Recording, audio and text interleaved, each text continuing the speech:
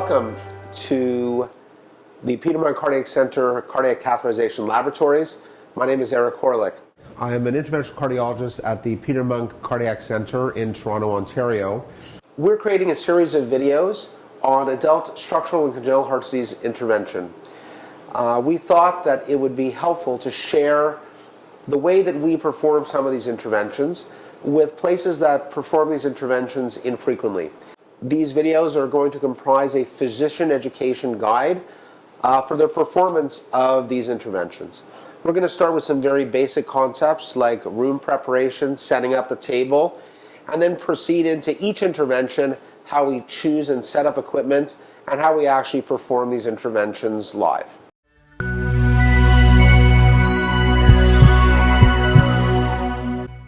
I think we'll begin with one of my favorite features of the table, which is this large pan, which is partially filled with hypernized saline. This is used to keep your gloves clean during the procedure so they don't stick to things. I tend to like to keep this free of anything except for saline, just for a little dip in the middle of the procedure. We then have a series of clamps, towel clips, and hemostats to help hold things in place during the procedure. This is especially useful if you're going to pre-close and you want to make sure that your sutures are secured, or you want to fix a cable or catheter to the table. These pieces of equipment are quite useful. In our setup, the procedure always starts with local anesthesia. There's always a syringe with a yellow sticker, which is xylocaine. And in our case, we use a xylocaine, and these obviously wouldn't be on the table because they're not sterile, but a mixture of 2% xylocaine and bupivacaine. So lidocaine being a shorter acting anesthetic and bupivacaine being a slightly longer anesthetic. And we mix 2 containers of the 2% xylocaine with the whole container of the bupivacaine, which is 100 milligrams in 20 mLs. And we use that for skin anesthesia. And that doesn't matter if we're doing femoral or radial. The xylocaine container is always labeled with xylocaine and is always kept to this side of the table. And that's going to be distinct from our heparin, which is always on the other side of the table, always labeled in the cup, and always going to be heparin, which is 10,000 units in 10 mLs. Different syringes for local anesthesia. Typically, if we're using radial, we'll use the smaller skin needle. And of course, there's been a greater emphasis in safety as time has gone on, and all of these needles have a self-protective device that can be used to cover the needle after use to prevent unwanted needle sticks. Another fine needle, which you can see here, which similarly has a protective mechanism to use once you finish your topical anesthesia. Well, we're generally going to use a Seldinger needle for our venous punctures.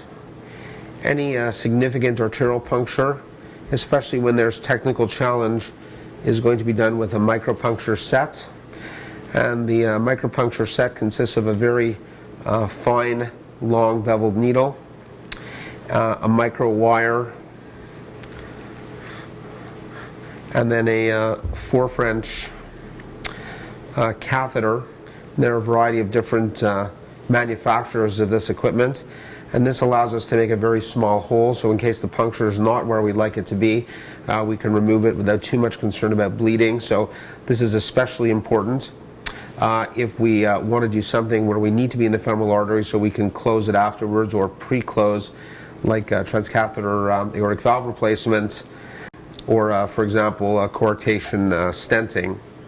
And then after this system with the dilators placed in over the fine wire, this can be removed, an angiogram can be done, and this can be changed over a regular 035 or 038 wire to introduce a larger sheath.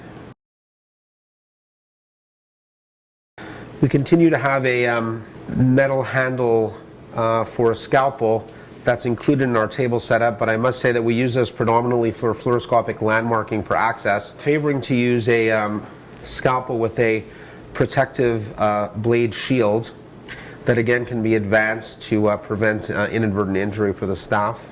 We always have a the same setup, and I think the routine is critically important actually to avoid making mistakes, especially if things become difficult.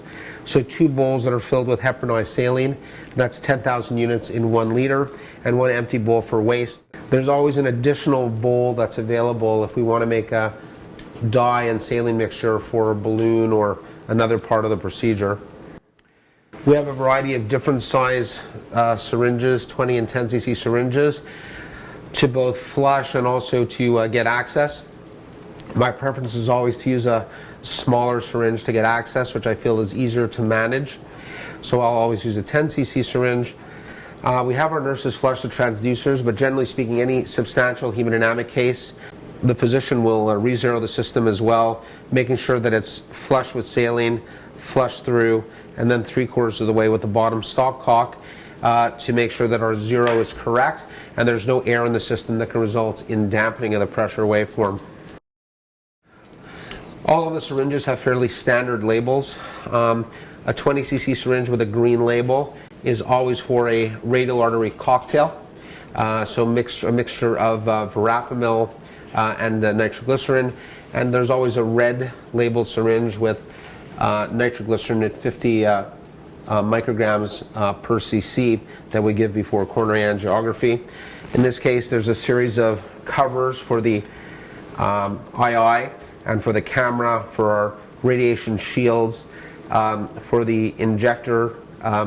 So we use a Medrad injector for all of our cases, which allows us to modulate and give small or large doses of contrast.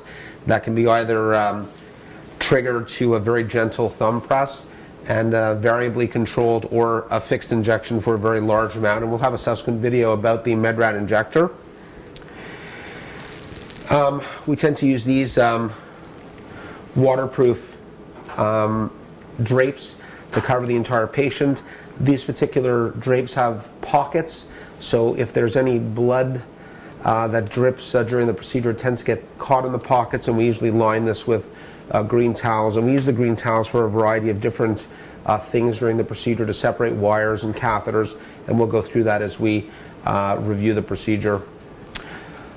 Okay, so I think we're going to stop there and move on to our next video.